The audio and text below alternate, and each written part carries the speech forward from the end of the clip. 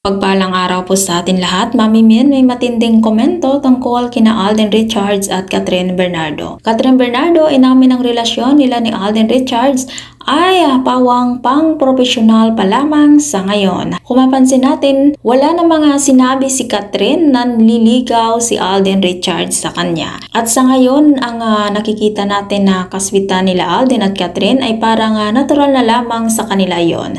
Dahil tinuturing na mabuting kaibigan ni Kathryn Bernardo si Alden Richards ngayon. Samantala, ito ang komento ni Mami Min sa kumakalat na balita tungkol di umano sa panliligaw ni Alden kay Kathryn. Yes, it's true na buto at nanliligaw si Alden kay Kathryn.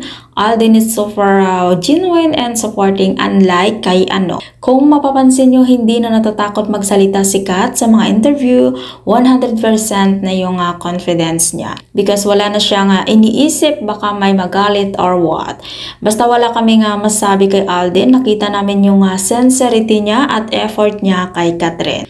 Kung kami ang tatanungin, gusto namin na sila na lang in the future. Pero syempre, ang anak ko pa rin ang masusunod kung sino ang gusto niyang makasama. Suporta lang kami sa kanya. At ito na po yung pasaring di umano ni Mami Min kaya Daniel. At parang kinukompare nga sila ni Alden, no? Parang makikita natin na talagang butong-buto sila kay Alden sa post na yon.